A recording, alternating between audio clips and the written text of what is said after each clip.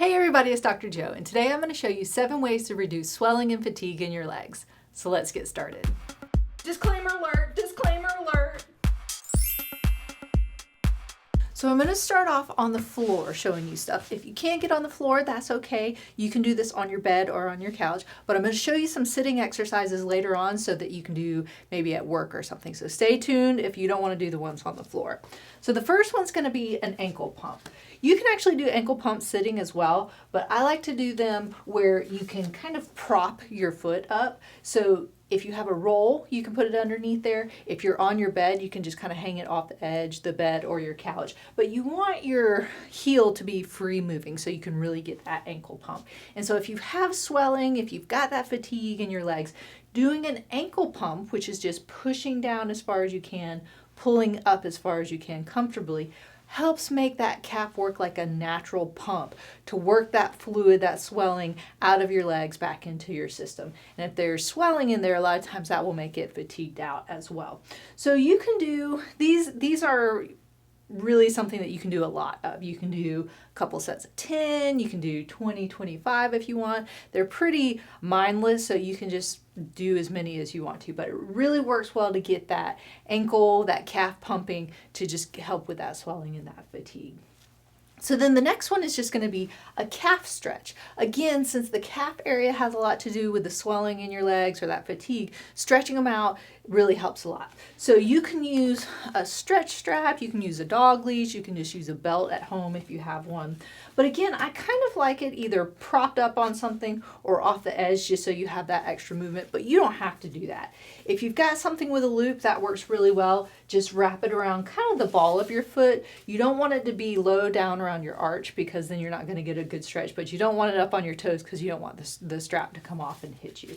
So you're using the strap or the belt to pull. You're not actively moving your foot. You're just relaxing your foot and then pulling it towards you until you feel a nice stretch underneath there. Then you're going to hold that stretch for 30 seconds. So really nice 30-second hold, not 1, 2, 3, 4, 5, but a good 30 seconds to get that full stretch in there. Relax it and then do that a total of 3 times. So remember, if you got swelling in both legs, make sure you're doing this on both sides. So then you're going to go into a hamstring stretch. I like doing the hamstring stretches lying down just because then it supports your back and you don't have to worry about trying to protect your back a little bit. So keeping the strap in the same spot, then you're just going to lie down. I like to bend up the opposite leg just to kind of again, support your back, take the pressure off your back. If you want to straighten it all the way out, a lot of people say they get a better stretch that way. That's fine. But if you're doing the stretch correctly, you can still leave it propped up and get a good stretch.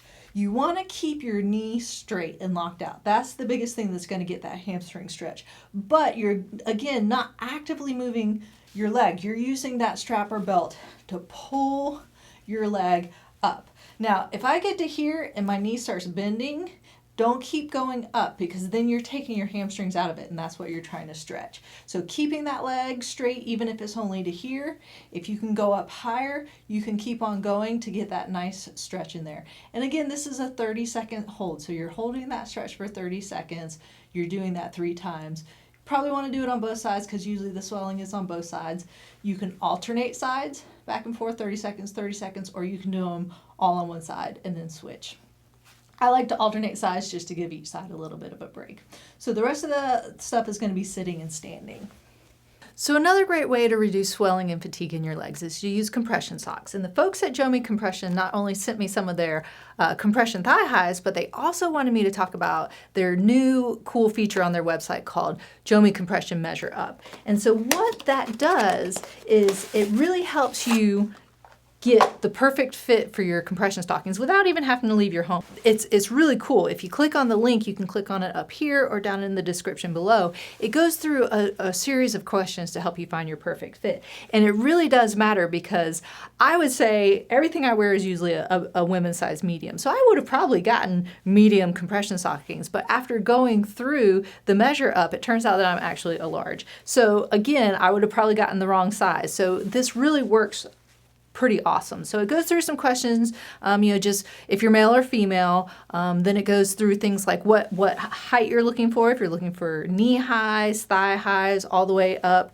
into full stockings, you can do that as well. It'll also ask you things like what kind of compression you want, and a lot of people might not know that there's different amounts of compression. So if you're not sure, I would ask your healthcare provider what kind of compression you need, and if you're really not into doing that, you might want to start with the lightest one. But it'll also then take you through how to specifically measure. So it shows you where to measure at your ankle, it shows you where to measure at your calf, and then it shows you where to measure at your thigh, which is really important because, again, if you're just guessing like me, it might not work for you. Or if maybe your thigh is a little bit bigger, a little bit smaller than, let's say, your calf, you might need a different size depending on that as well. So this measure up tool is a really great way to make sure you're getting that perfect fit, and again, not having to go anywhere if you don't want to. So again, if you want to find some nice, awesome compression socks, you can have them with the toe open like these, or toes closed like the ones I'm wearing. And again, if you're interested in purchasing any of their products or checking out the measure up tool, make sure and click on the link there or down in the description below. So once you get the perfect fit, get some compression socks or stockings on you, whichever one you want to call it, then you can continue with your exercises and stretches. And a lot of times people will ask, should I do my stretches and exercises with them on? I would. If you're having a lot of swelling and a lot of fatigue, I would do them with them on. So now we're going to go into the sitting exercises. And so working the quad muscle really helps with that swelling and fatigue. Again, you're just working these leg muscles to help get that swelling, get that fatigue out of there. So with a long arc quad, all you're doing is just kicking straight out. I like to pull my toes up at the end again to activate those calf muscles and then come back down. This might look pretty easy, and for some people it will be, but go slow and controlled. It's not this, it's controlled movements to really get that circulation increasing, get that swelling out of the legs. So you can start off with just maybe 10, couple sets of reps, or couple sets of 10 several times throughout the day. Then you're going to go into a hip flexion. So now you're working the hip flexor muscles. And again, they're all connected, so that's helping with that swelling and fatigue. So now you're just going to bring that knee up towards the ceiling, just as high as you comfortably can. You don't have to go super high. You don't have to go as high as me. But make sure if you don't have a back on your chair that you're not leaning back while you're doing it. You're using the muscles to activate. And again, do both sides. You can alternate back and forth if you want to, or you can just do 10 on one side, then do 10 on the other, and then maybe a set back and forth of each. So the last one is going to be standing up. So the last exercise is just going to be a heel toe raise. So it's the same kind of concept, but now you're getting some body weight to help move those ankles and pump all of that swelling or get that fatigue out of your legs. So you want to stand with your feet about hip width apart. They don't have to be exact, but that's usually a good spot. Make sure to hold on to something for balance, especially if you haven't done these before, because it's a little bit harder than you think sometimes. So you don't have to hold on to a lot. You can even just use a couple fingers if you want to, but I would, the first couple times you do it, just hold on. So all you're going to do is, it's just like it sounds, it's a heel toe raise. So you're raising your heels and then you're slowly coming down and raising your toes.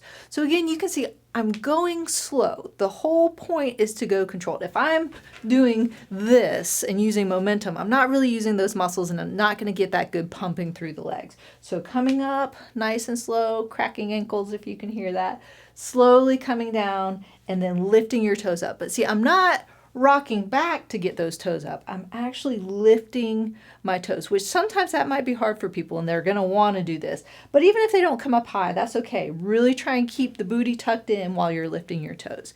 And again, you can just start off with 10, couple sets of 10, do these a couple times a day. So there you have it, 7 ways to reduce swelling and fatigue in your legs. If you're interested in trying the JOMI Measure Up tool, make sure and click on the link up there. And don't forget to subscribe by clicking down there. And remember, be safe, have fun, and I hope you feel better soon.